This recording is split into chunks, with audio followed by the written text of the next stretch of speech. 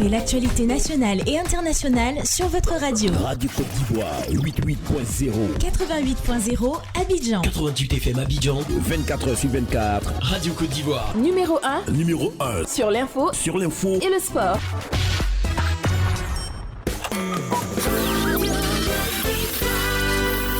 Il est 10h. Radio Côte d'Ivoire, le bulletin d'info. Jérôme Kouakou.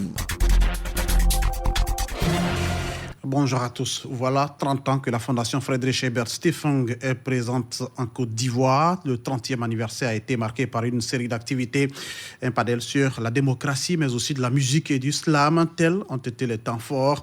Thilo Shon est le représentant de la Fondation Friedrich Ebert en Côte d'Ivoire. Il fait le bilan de ces 30 années passées en terre ivoirienne. Tout a commencé par l'accord de siège signé le 15 octobre 1991 entre le feu président Félix Houphouët-Boigny et le directeur exécutif de la FES. Quand on regarde en arrière, on peut dire que beaucoup de choses ont été réalisées. Des centaines de jeunes ont été formés au leadership politique. Des milliers de syndicalistes ont été préparés pour l'engagement syndical. Des centaines de femmes ont été formées à occuper des postes de direction dans la politique et dans la société. Des dizaines de dialogues entre les forces de sécurité, la politique et la société civile ont été menés. Nous avons organisé de nombreuses tables rondes pour tenter de mieux intégrer les migrants ouest-africains. Nous avons publié un grand nombre d'études et nous avons partagé notre expérience sous la forme des conseils politiques. Des personnalités politiques qui n'auront jamais accepté de se retrouver côte à côte ont été réunies par la FS dans ses locaux par la Fondation.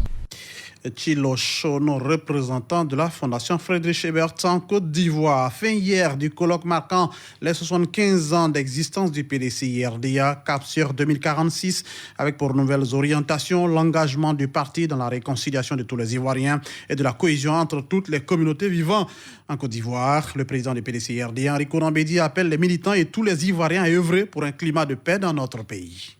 Le PDCI-RDA, parti d'avant-garde, a l'impérieux devoir de se donner les moyens d'approfondir les conditions de ce projet de réconciliation par un dialogue inclusif. Je veux donc vous appeler tous à la cohésion, au dialogue. La responsabilité du PDCI-RDA est grande pour ramener la paix, la concorde, la fraternité entre nos communautés pour un vrai développement économique, social, culturel de notre nation. Avec vous, je veux apporter ma contribution pour transformer à nouveau ensemble la Côte d'Ivoire. Vous pouvez compter sur moi pour donner toute mon énergie à la construction d'une Côte d'Ivoire réconciliée, unie et prospère à laquelle nous rêvons tous. La Côte d'Ivoire tout entière compte sur nous tous. Rendons-nous dans l'est de la Côte d'Ivoire pour parler du présumé voleur de Dari Dougou dans le département de Sandégué. Il est aux mains, le présumé violeur donc, est aux mains des éléments de la gendarmerie d'Abengoro. Il est accusé, vous le savez, d'avoir violé une institutrice, chose qu'il nie et prétend avoir eu des rapports consensuels. Richard Dibuye Abonois l'a rencontré. Affaire une institutrice violée à Sandégué continue de faire des vagues. Le présumé violeur intercepté par la gendarmerie nationale est dans les geôles de la brigade de gendarmerie d'Abengourou. Nous l'avons rencontré en présence du colonel Yao Clément, commandant de la 7e légion de gendarmerie territoriale d'Abengourou. Ce monsieur est revenu sur les lieux du crime, il a été interpellé à Daïdougou. Nous sommes en amont dans une procédure. Seule la justice décidera. Notre méthode de gendarmerie de proximité, cette méthode a prévalu et les résultats sont là. À nos micros, l'individu a nié tous les faits à lui reprocher. Il prétend avoir eu un rapport normal sans violence avec la victime. Malheureusement, cette dernière n'est pas présente pour confronter les différents points de vue. Voici d'ailleurs un aspect de sa version des faits. Je suis allé chez la maîtresse, elle vend de la boisse Goudou. Donc elle m'a dit, elle n'en veut pas. Mais pour elle qu'elle consomme là un peu, que devenir, elle va me donner aussi. Donc ainsi, je suis rentré au salon avec elle. Elle m'a servi, j'ai bu. Elle est rentrée dans sa chambre là-bas. Quand il finit de consommer, je l'ai trouvé dans sa chambre là-bas. Et je lui ai dit, tandis depuis l'année passée, quand il venait payer de l'alcool, j'ai vu que vous êtes ma camarade, quoi. Elle m'a dit non et j'ai insisté. Elle a accepté. J'ai fait le rapport avec elle. Tu n'as pas forcé? Non, il n'a pas forcé. En attendant, le présumé violeur est toujours entre les mains des éléments du colonel Yaou Clément en attente des affaires judiciaires pour décider du sort réservé à ce ressortissant de la sous-préfecture de Tiédio dans le département de Tanda. Richard Dibi Abounois à Bengourou, Radio Côte d'Ivoire. Dans tous les cas, la justice fera la lumière sur cette affaire de viol. 54 agents du port autonome de San Pedro reçoivent la médaille d'honneur du travail. Occasion pour les responsables du port d'inviter l'ensemble des employés à redoubler d'ardeur. Cela pour maintenir le port au rang de premier port exportateur de cacao au monde. Retrouvons Sam Konan. Le port autonome de San Pedro distingue 54 de ses agents, avec des anciennités de 15 à 36 ans. 54 médailles, dont 7 grands or, 2 or, 9 vermeils et 36 en argent, ont été remis. Emma Timoudé Kwame et Rodrigo You parmi les heureux récipiendaires. J'ai travaillé dur et je suis parti à la retraite, sans maladie. Or, ce n'est pas donné à tout le monde. Donc, je remercie le Seigneur pour ça. Je demande à la nouvelle génération de travailler, d'être courageux. Parce que, sincèrement, le travail, il faut être courageux. Et puis, il faut aimer son travail. C'est un sentiment de joie et de satisfaction qui m'anime. Un temps soit peu avoir été utile à l'économie nationale et à l'économie locale, en servant avec fidélité et loyauté au port autonome de San Pedro. Parmi les heureux récipiendaires, 11 sont admis à la retraite. Pour les responsables du port autonome de San Pedro, c'est l'effort de tous qui a permis au port d'être classé premier port exportateur de cacao au monde et de s'y maintenir. Si aujourd'hui nous sommes au niveau où nous sommes, c'est-à-dire, on le dit assez souvent maintenant, 5 millions de tonnes, là où nous étions à 1 million de tonnes, c'est très certainement du fait de la contribution de ces agents-là. Et il était important naturellement que l'État de Côte d'Ivoire permette à ces agents-là aujourd'hui de dire oui, nous avons pu apporter, oui et merci de cette reconnaissance qui nous est faite. Créé en 1972, le port autonome de San Pedro est le deuxième port ivoirien, avec plus de 5 millions de tonnes de trafic réalisé en 2020. 202 agents y travaillent. Sam Kouna San Pedro, Radio Côte d'Ivoire. Dans l'actualité internationale, nouvelle provocation de la Corée du Nord. Un missile balistique aurait été lancé depuis un sous-marin. Quelques semaines seulement après son dernier essai, la Corée du Nord a repris ses tirs de missiles en envoyant aujourd'hui mardi même un missile balistique de courte portée en mer du Japon. Ce 8e test de missile depuis le mois de janvier est une nouvelle violation directe des résolutions du Conseil de sécurité de l'ONU. La course à l'armement de ces derniers mois se poursuit dans la péninsule, alors que, dans le même temps, les États-Unis et leurs alliés sud-coréens affirment tenter de reprendre le dialogue avec Pyongyang. On termine aux États-Unis avec cette information. L'ancien secrétaire d'État sous George Bush, Colin Powell, est décédé à l'âge de 84 ans de complications liées au Covid-19. Il était vacciné, mais il souffrait de cancer. Dans un communiqué, l'ancien président Bush a salué un grand serviteur de l'État qui était très respecté. Il avait été le premier Afro-Américain à occuper la tête de la diplomatie américaine.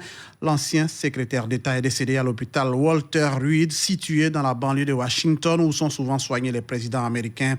Général 4 étoiles de l'armée de terre, il a été le premier Afro-Américain à avoir occupé le poste de chef d'état-major des armées sous le mandat du président George Bush. Il est ensuite devenu chef de la diplomatie américaine sous la présidence républicaine du fils George Bush. Il a alors dû se faire l'avocat de l'invasion en Irak. C'était en 2003. Fin de ce bulletin d'information. On sera de retour à 12h. Ce sera un journal. C'était le bulletin d'info présenté par Jérôme Kouakou.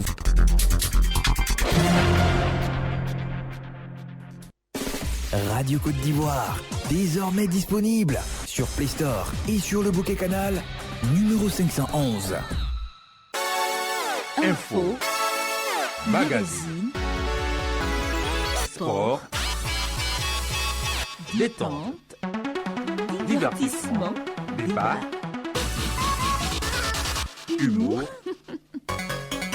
culture, talk show. Sur Radio Côte d'Ivoire, numéro 1 sur l'info et le sport. C'est ici que tout a commencé. Radio Côte d'Ivoire, chaîne nationale, le quotidien chez vous.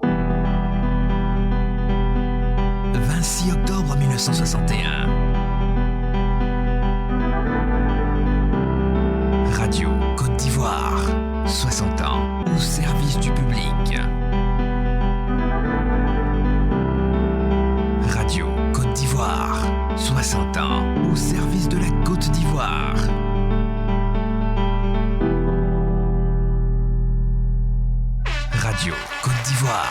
la chaîne de toutes les générations.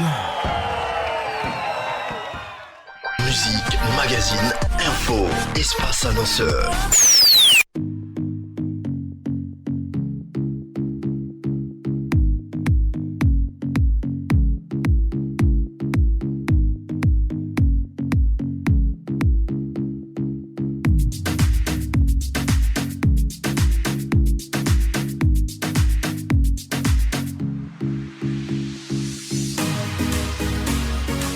Mon Stéphane est à la partie technique. Je suis Annie-Christelle Keipo. 10h10. Vous êtes sur Radio Côte d'Ivoire, la chaîne numéro 1 sur l'info et le sport. Et vous suivez Info Plus. Depuis 9h, nous sommes avec vous, chers auditeurs. Bien, bonjour à ceux qui nous rejoignent dès cet instant. Et puis, grand merci pour votre fidélité. Radio Côte d'Ivoire, 60 ans à votre service. Eh bien, c'est la semaine anniversaire, on va le dire, de votre chaîne numéro 1 sur l'info et le sport. Et donc, à partir de 10h30, eh bien, on va ouvrir le téléphone. Pourquoi pas, vous allez nous dire votre plus beau souvenir avec Radio Côte d'Ivoire, le programme qui vous a le plus touché du début jusqu'à aujourd'hui. Donc, on motive tous les doyens, tous ceux qui ont le même âge que Radio Côte d'Ivoire, pourquoi pas, et les habitués de la chaîne numéro 1 sur l'info et le sport. Vous pourrez nous appeler au 20 21 44 48 ou au 20 24 27 87, précédé de 27. On est passé à 10 chiffres maintenant. Donc, à partir de 10h30, on causera, on parlera, voilà, une lucarne pour parler avec vous de vos plus beaux souvenirs avec Radio Côte d'Ivoire.